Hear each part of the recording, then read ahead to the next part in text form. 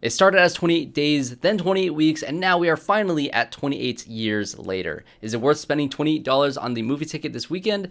Well, let's find out.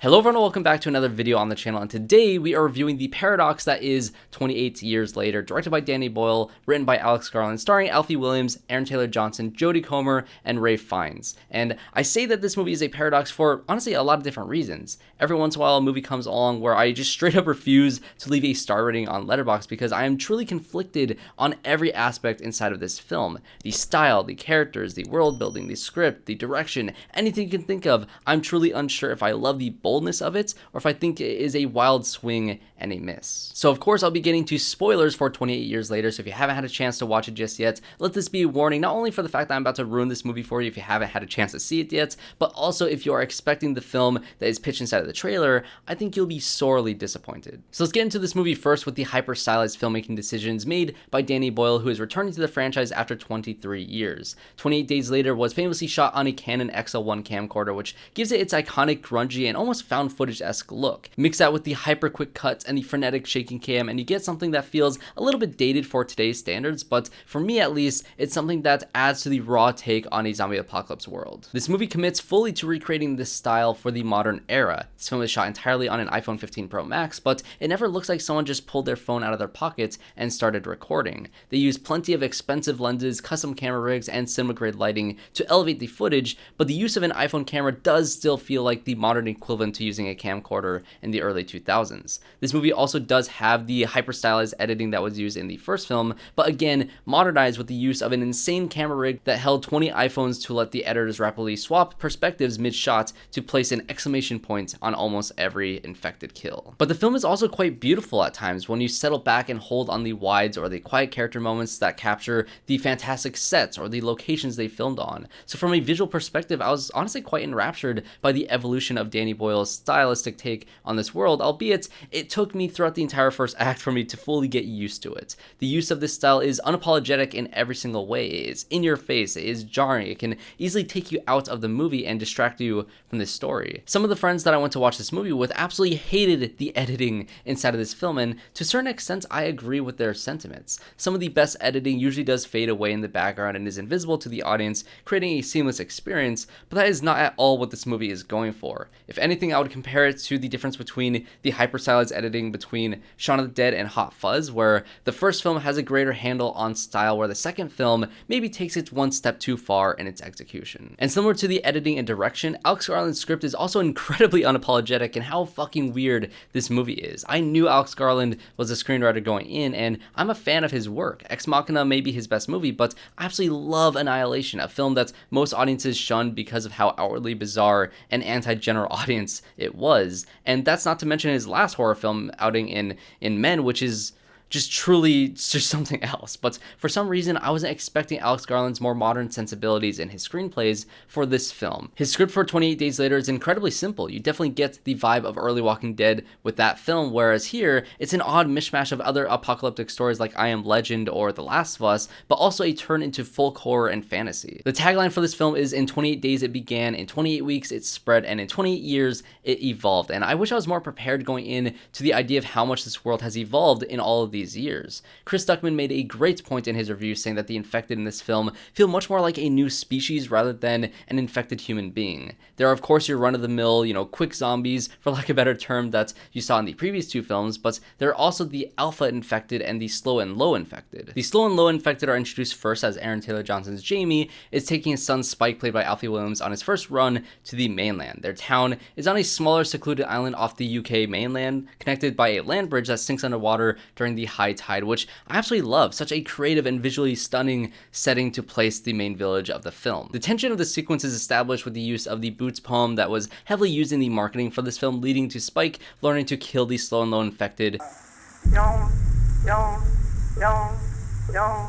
Look at what's in front of you. These things are definitely gross, and the one attempting to sneak up on Jamie was a good start to the ramping up tensions for this first outing, but the first indicator of how weird this movie was going to be was seeing these two other slow and low infected that seemed to be much younger, one appearing to even be a toddler, and the idea of this in your standard, zombie movie is dark, but the revelations we get later on in this film take a turn for the more disturbing. Our father-son duo get trapped inside a house after spotting an alpha who is essentially a stronger, more intelligent version of the infected. They don't just hunt for survival, they hunt for the sport of it by ripping the heads and spines from his victims to display it over their kill. This does result in some pretty sweet kills throughout the film, and the idea of an infected that can outsmart you is quite terrifying, especially as seen in the latest season of The Last of Us. And at this point in the story, I'm honestly fairly on board. I've gotten used to the editing, I've liked the character dynamics between Jamie and Spike, the concern Spike has over his mother and her intensifying illness adds a level of heart to the film that I honestly wasn't expecting. Of course, Jamie is a cheating scumbag, which leads to Spike bringing his mother out to the mainland in an effort to make it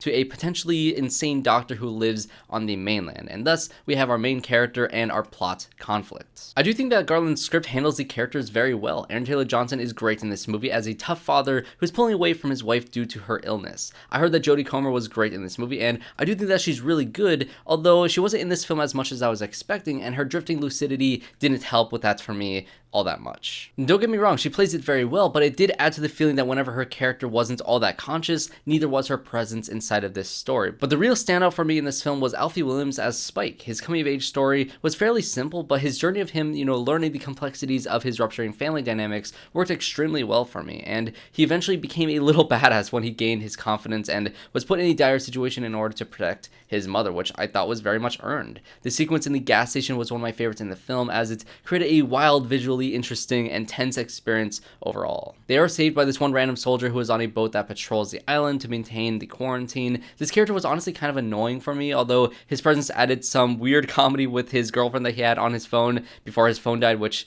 was such a bizarre sequence inside of this movie, but also added some interesting context for the overall state of the world. The infection seems to be entirely secluded in the UK at this point, despite the ending of the last film teasing that it did spread to the mainland. They essentially treat it as a strict no entry and no exit quarantine, so when his ship crashes onto the island, he has no hope of leaving or being rescued. This does make me intrigued as to how Cillian Murphy's character will potentially be reintroduced into the sequel. Was he rescued at the end of 28 Days Later along with Selena and Hannah when that plane flew overhead, or are they still stranded with no hope of getting off this island? I'm very curious to see if they end up going in that direction. But then we get to the part of the film where it either will lose the audience or will get them even more locked in. Spike, Isla, and Eric stumble upon a train where they find an infected woman who is giving birth. Yes, the infected are procreating, which is why the infection has lasted 28 years. There was a question of how long it would take for the infected to starve in the first film, and we get our answer in a wholly unexpected way in this moment. This definitely explains the younger, slow, and low infected, as well as the way the infected seem to stick together in communities. This sequence is incredibly disturbing, but is oddly beautiful as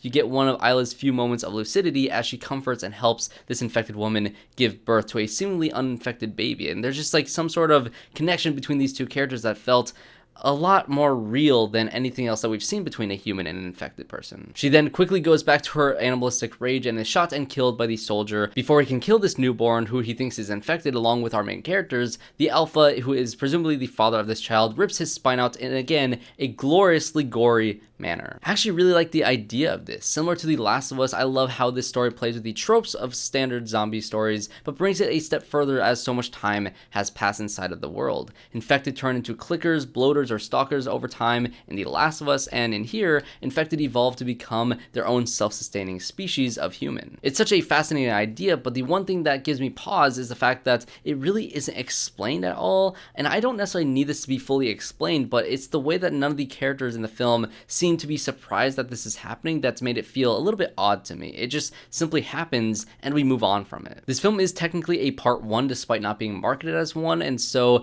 maybe this child will have a greater purpose moving forward, but as of right now, I'm more intrigued with the prospect of what it means that the infected can procreate over the actual payoff it has in the film itself.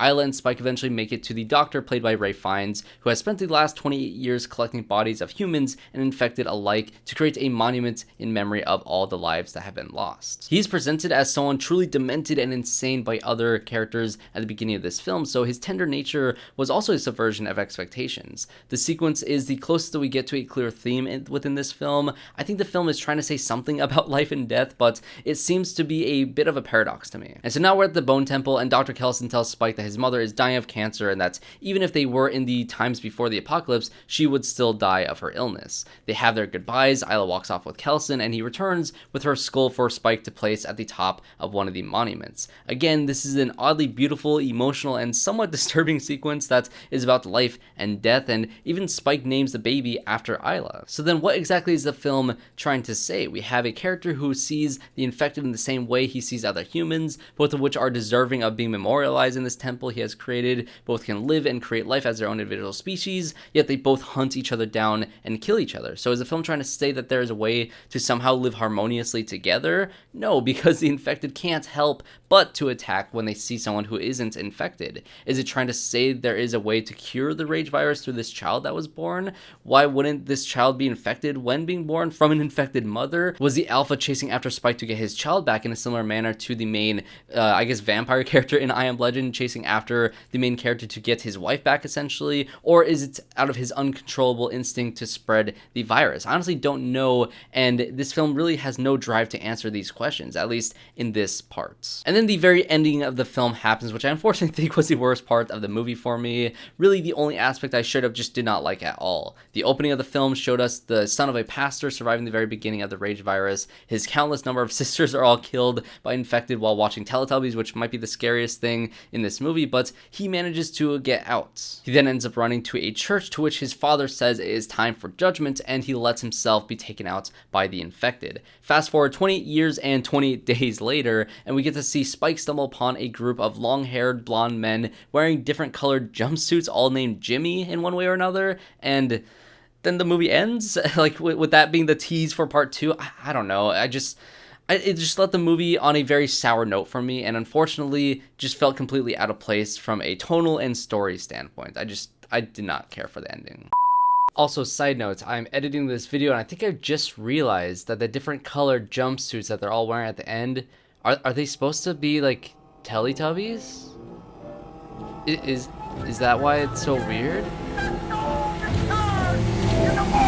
Anyway, we at least did have a solid character arc for Spike, going from the scared kid who wants to save his mother's life to a kid who accepts his mother's death and his need to be able to live on his own without the protection of his father. That I did love, and I'm very much looking forward to the reunion between Jamie and Spike in the next part. The expansion of the lore was fascinating yet confusing on the plot and thematic level, but it does have room to be explored in very intriguing ways in the future. The visual style is incredibly bold and in your face, which I admire, but also wonder if it'll be too much for most audiences. And possibly the most conflicting of all, this movie just isn't nearly as scary as the trailers set it out to be, let alone how the plot the trailer teases is not at all what this film intends to explore. So yeah, 28 years later is truly a paradox for me. Pretty much every element in this film is something that I both love and also kind of hate. It's surprising, engaging, messy, and disappointing all at the same time, and it's a film that I truly believe will be hated by the majority of audiences who got excited for this film